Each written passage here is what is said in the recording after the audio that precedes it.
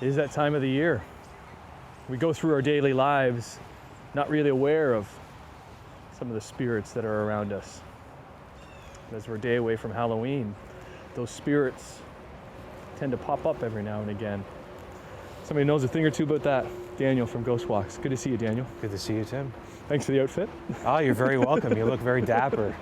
We've done stuff in Hamilton in the past.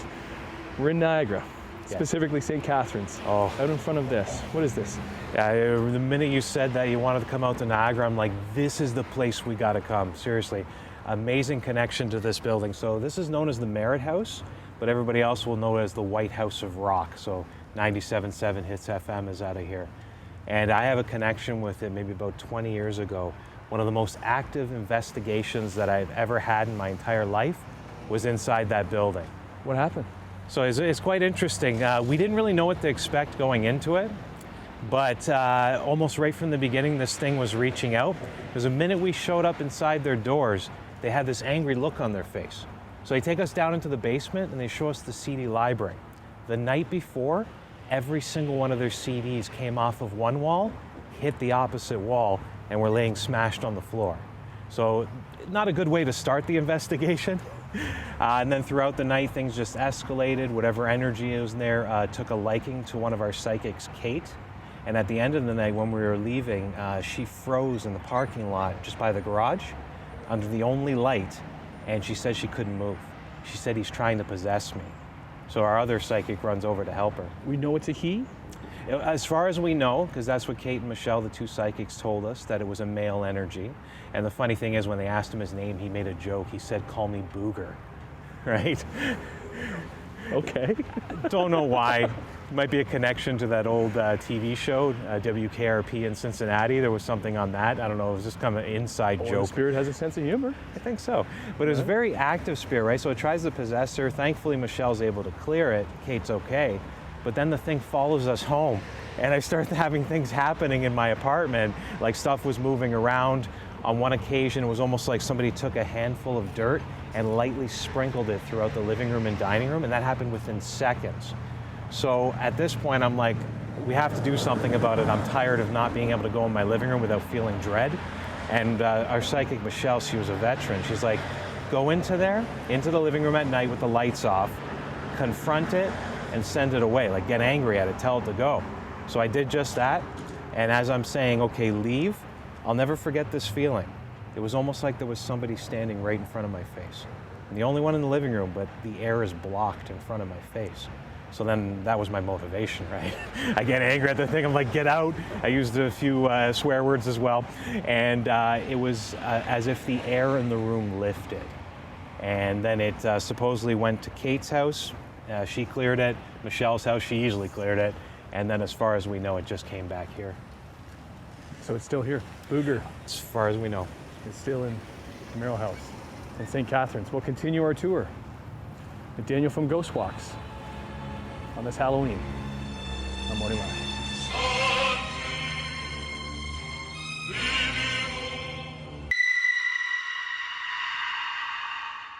Good morning, and welcome back to our ghost tour of the regions.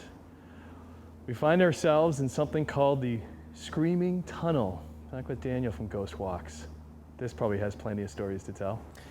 It's definitely a legendary place. Let's put it that way. So where we're standing now kind of has a confusing history, right? Some people say it was supposed to be a train tunnel, and they put the train tracks over top instead. Other people say it was an access from a small village that used to be behind it so that they could get to the main road. But whatever that history is, doesn't change the legend of what happened here. So, story goes that from one of the houses in the back, the father of a family was being divorced by his wife, that they had a daughter, that the daughter wanted to go with the wife, that this enraged him. He was a drunk, and on one of those drunken nights that he got violent, that he knocks out his wife. The daughter runs into the tunnel. He chases her down and lights her on fire in the tunnel, because if he can't have her, nobody can, and that her screams are the ones that are heard to this very day. So the thing is, if you are a local here and a kid in Thorold, that is almost a rite of passage, that you're going to come down here at night, go into the tunnel, light a wooden match, and that it is said that the little girl will scream, a wind will come through the tunnel and blow out the fire. So now I tried this one time. It wasn't nighttime for me though, it was during a bus trip that we ran here, and I went to the middle of the tunnel, it's daytime like it is now, and I lit the wooden match, I held it up, and didn't I hear like a piercing sound around me, and a small breeze went through the tunnel. Not enough to blow out the match, mind you. And you know what I realized? A train was going across the top.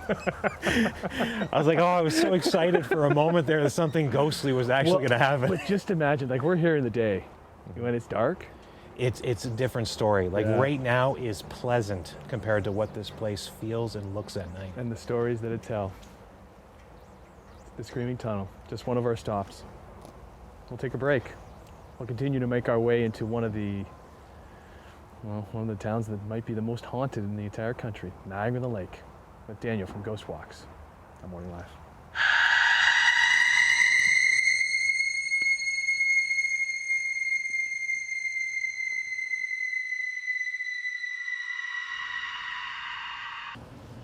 Well, it's known as Canada's prettiest town. It has another name too. Back with Daniel from Ghost Walks. A lot of haunted tales from Niagara-on-the-Lake. Daniel? Oh, for sure. I swear, when we came here and got accepted, it was almost like opening up floodgates. Just the amount of ghost stories and the strange and the dark history that came through. And one of my personal favorites, of course, is the Royal George Theatre. This place is known for its ghosts and theaters in general. Now, this one here has two energies. It was a former lighting man named Jeffrey.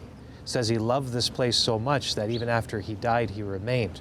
So now what people say is they've seen a man standing on the stage right before the show starts, you know, a curtain coming down or coming up, lights coming down, and just as it goes dark, you see the man for a second, lights come back on, nobody there. Jeffrey. Okay. And as well, Nancy. Now, Nancy in life, she was an actress in the Shaw. She was known as the older veteran, and she used to help out the younger actors by kind of like pushing them onto the stage with her hip, just as the cue came, right? So they loved her for that because it got rid of the nerves. And after she died, they missed her for it. However, to this day, it is said that the younger actors who are nervous before their show, right before the cue to go on the stage, they might feel a phantom bump from behind them that's hard enough to push them out. And it's Nancy. They believe it is Nancy. You're always doing these tours at night? Yes, most of the time. At nighttime, you got to get a feel for it, right? We have one more tale to tell, and it comes actually from your shop. Yes. Okay, and there's a certain doll that has plenty of stories. It's Lizzie. We come back with Daniel from Ghost Walks on Morning Live.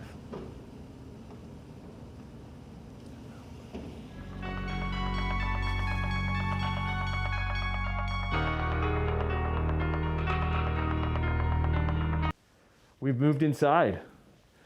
Welcome to Ghost Walks, Niagara-on-the-Lake. And this is Lizzie, everybody. Lizzie, everybody at home. Have Daniel here with us. There's a story to tell about Lizzie, isn't there, Daniel? There is. She's very interesting. She's our resident haunted doll. I like to think she's Niagara famous.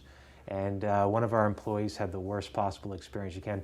She comes in to unlock the shop, and she said she found Lizzie sitting in the middle of the floor in the shop. There's no way she could have fallen and somehow rolled. Her head would have smashed or cracked. So it was almost like somebody like picked her up and lightly placed her. So it happens once. She puts her back in the chair, comes in the next time. There she is in the middle of the floor. Oh, the very next day.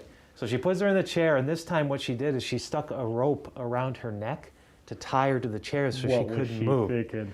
Well, this kind of made Lizzie a little bit angry because, as I said, the employee, she's had the worst possible luck for 2 months straight. Didn't realize where it was coming. Her life was having so many problems.